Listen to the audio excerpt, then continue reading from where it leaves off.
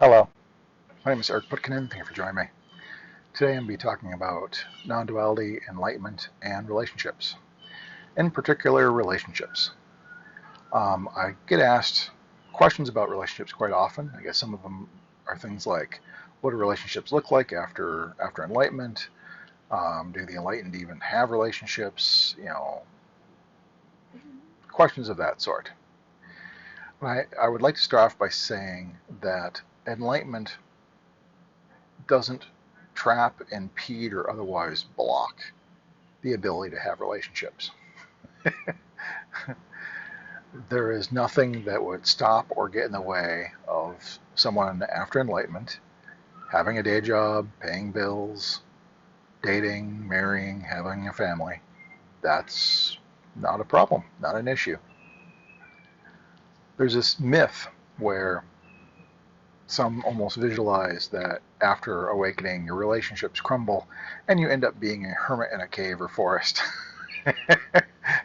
And just that's not the way it works. That's actually a rather egoic reaction. And that's not really enlightenment. Now, the relationships do change from prior to awakening to after awakening. Because I know in my own relationships prior to awakening and of friends, there's quite a bit of neediness. Some control, manipulation issues sometimes, lack of commitment, attachment certainly, conditionality of love, or they almost try to use that as a way to manipulate. You might even heard the phrase at some point in your life, well, if you loved me, you would. That's a blatant control, manipulation, and conditional love. But after awakening, when many of the illusions are shattered, including the illusion of me, attachment falls away. There's no more attachment after enlightenment. There's nothing you can hold on to, so you don't try. There's a deep seeing that everything is temporary, is changing, and we have little to no control over when and how things will change, including relationships. And so, after awakening in 2005, it was a year or two afterwards, I met the woman that I started dating and eventually married. And our relationship is such that she once told me that of all the relationships she's had in her life, being with me has been the easiest. It's easiest being with me. And I think part of that, or a lot of that, stems from, one, I'm not trying to bind her to me in some way. I'm not trying to possess her, nor am I trying to control and manipulate her. I'm not attached, trying to hold on.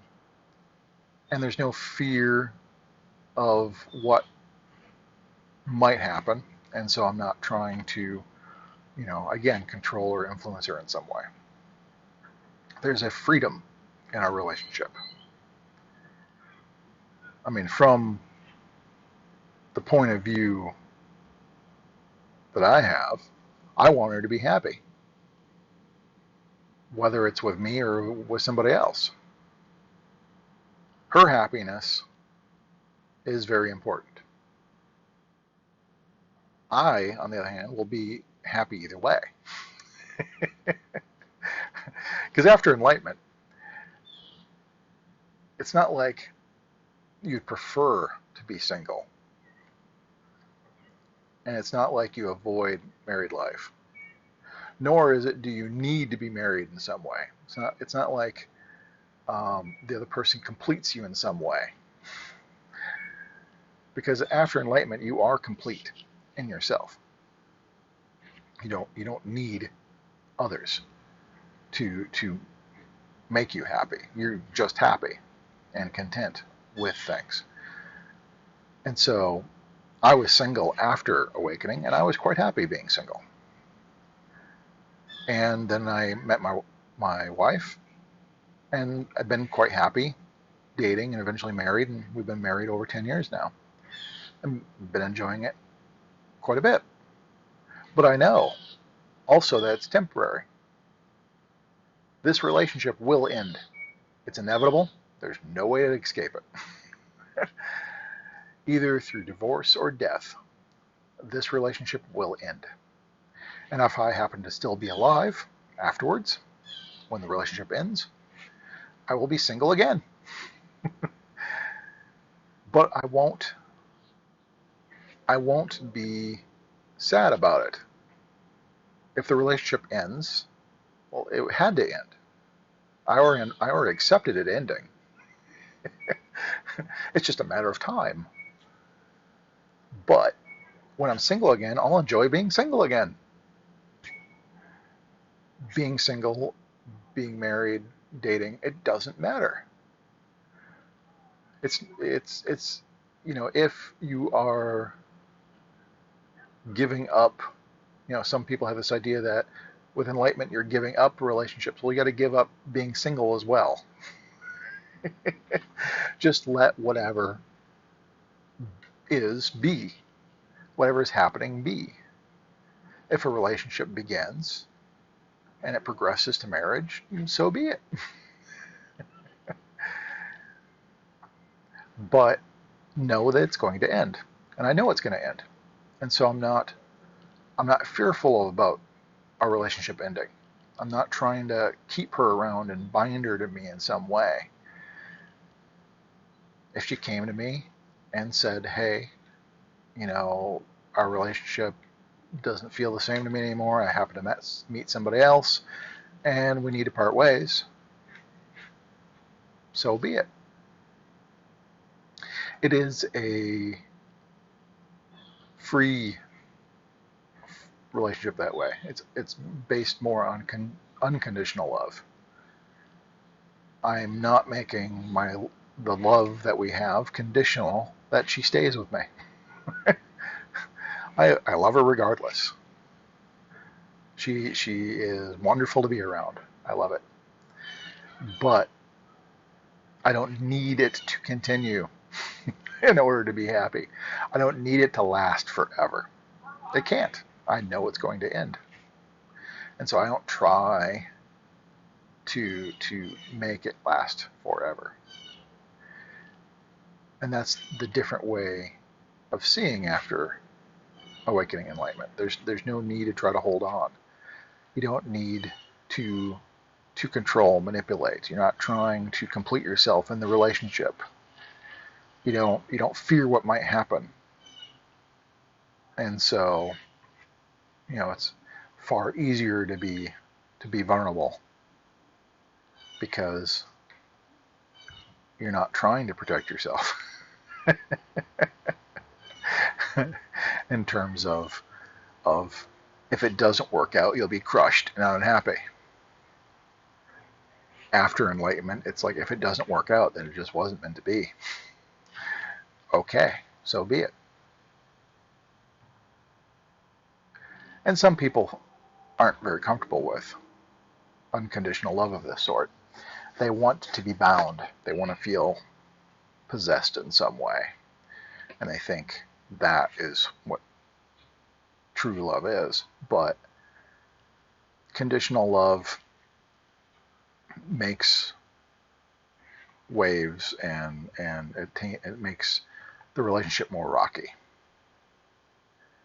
And it adds control and manipulation and other issues.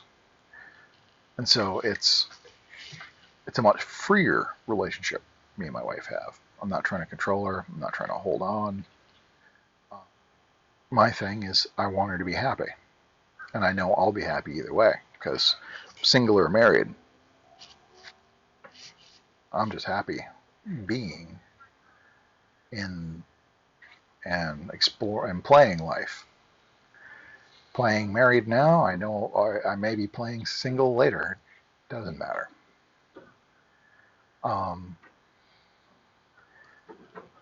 Not that all relationships may continue lasting forever either, because I know that Um, the friends I had prior to awakening were the same friends I had after awakening, but over the years, many of them dropped off. Primarily because, after awakening, understanding changes. As understanding changes, sometimes interests change. And so over the years and the evolution and growth of interests, there was less common ground with certain friends. And so we just naturally drifted apart. Now, there's a lot of common ground with my wife, which is why we make a pretty good match, I think, is, she's got a spiritual bend to her. She likes Japanese anime, same as me. She likes, that we're kind of both, we're both kind of into different hobbies. It's like I do woodworking. She likes crafting. I picked up drumming. She loves that I play on the hand drums. We both like to travel. There's there's this common ground, and we play off each other. And I know some people would ask, well, after enlightenment, if you realize that there's only the self and you're totally complete in yourself, why would you even have a relationship? It's simply because being with her brings certain opportunities of joy, of expressions of joy that could not be had otherwise. I mean, if it was not for hanging out with my wife, I would never have picked up the drums probably as a hobby. It was through her going to spiritual retreats that she found, that she brought me to, that had drum circles, that I started drumming. And eventually enjoyed it enough to get hand drums of my own. It is through our interactions that opportunities in this play of life have opened. And so I enjoy being with my wife a great deal. It's a lot of fun. But unlike prior to awakening, I don't need it to continue. It's not like I need this to continue indefinitely. Instead of constantly worrying about, will this last, how long this will last, instead there's this great appreciation for having her with me now and enjoying her now for as long as it may be. And so that's a bit how relationships change after enlightenment. Not that non-duality says you can't have a relationship. I mean, there's no separation. Having a relationship doesn't mean or imply there's separation. Just like in a dream, you can actually have a relationship with another, a dream character can have a relationship with another dream character in the dream. But there's only the one consciousness that arises in both. You're just playing with yourself. It's okay. Relationships are not impossible in non-duality. Non-separation, relationships are still possible. So, but I'm hoping this helps a bit. If you have any questions, please post below. But until next time, thank you much.